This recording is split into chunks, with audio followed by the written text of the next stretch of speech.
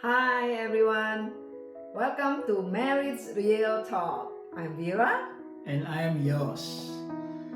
Through this series, we just want to have a real and honest conversation about marriage, not from a place of perfection, but from our own journey.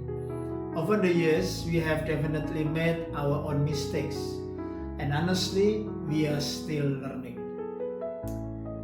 But at the same time, we've also been very privileged to journey with so many couples over, I think, almost 3 decades of ministry and pastoral counseling.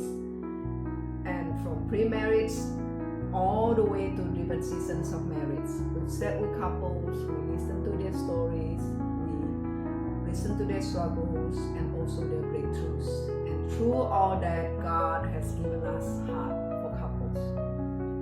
So this series is really about sharing, not just what we have seen, but what we have lived through ourselves.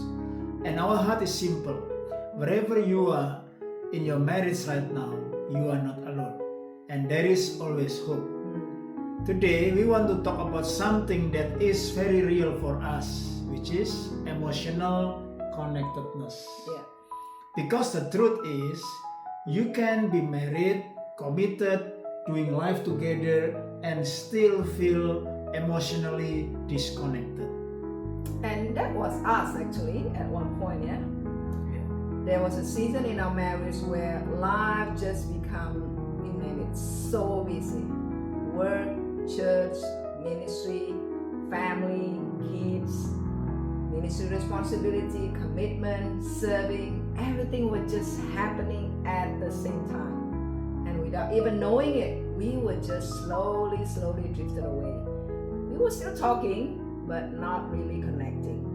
We were functioning as a couple, as a good couple should be, but not really understanding each other anymore. And I think what made it harder was it wasn't obvious. It didn't happen overnight. It wasn't caused by one big issue. It was just small thing over time. We stop really listening. We assume instead of asking. We focus more on what we need to be done than on each other. And over time, there was a gap. For me, I started to feel really lonely, even we are still married to each other. And that was a very difficult place to be because on the outside, everything looks okay. Everyone sees us, we are fine. But inside, you feel that something's missing. Yeah, and for me, I don't think I fully realized how much that gap was growing.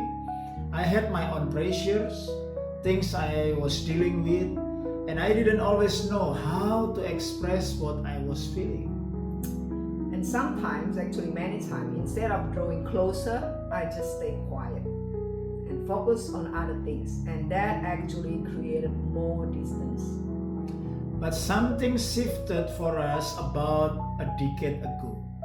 We made a decision, not just to continue as we were, but to really rebuild our emotional connection after we attended a United Marriage Encounter weekend for couples. And actually, honestly, that was a big moment for us. So, what changed after that weekend? Firstly, we started to slow down and we start to dialogue. It started with a small intentional steps. We began to slow down, we started talking again, we started to dialogue, but not just about daily tasks or schedules. We started asking deeper questions like, how are you feeling? And we had to learn to be honest. Not just on a surface level's answer, but opening up with what's really going inside. We started to share our feelings through intentional dialogues. And second, start listening. I think one of the biggest changes for me was learning how to listen differently. Right? Before, I would often listen to respond or to fix. But I realized that's not what was needed for Viera. What was needed was for me to be present, to to listen, to connect, and to understand Viera's feeling. And that made really a big difference. Yeah, because emotional connectedness is not just about solving each other's problems. We all have problems, but it's about being seen, being heard, understood, and valued. And it's about knowing that your spouse is with you, even when they think that they can't fix what you are going through.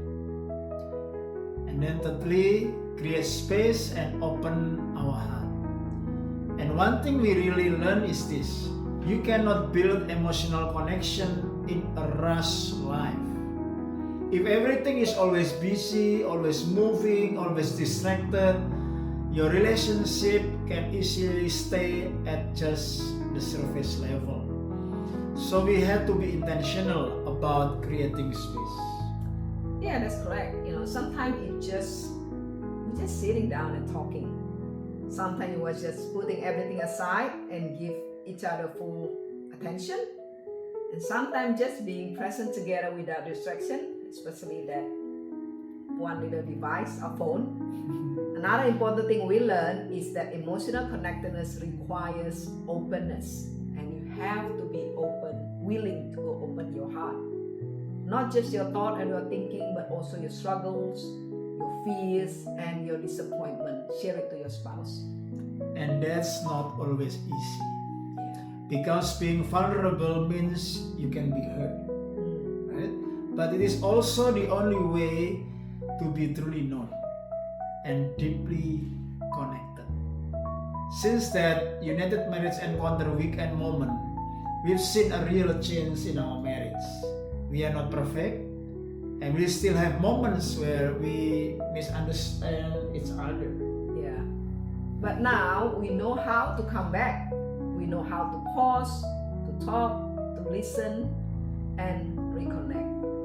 And that has made all the difference. So if you're watching this and maybe you feel like you've lost or kind of lost that emotional connectedness in your marriage and you really long for it, we just want to encourage you, it's not too late. You can rebuild it. Start small, slow down, build deep, make time for each other. Be honest about what you feel and learn to really listen. Yeah, it sounds really simple, but when you do it, I know it's hard, but you can. Because at the end of the day, marriage is not just about living together under one roof or doing things together or just about our kids. It's about being connected, heart to heart, and that is worth fighting for. We hope this short message will bless you and encourage you. So stay tuned for the next episode. So God bless. I'm Viera. And I'm Yos. God bless you all. See you again. Bye. See you.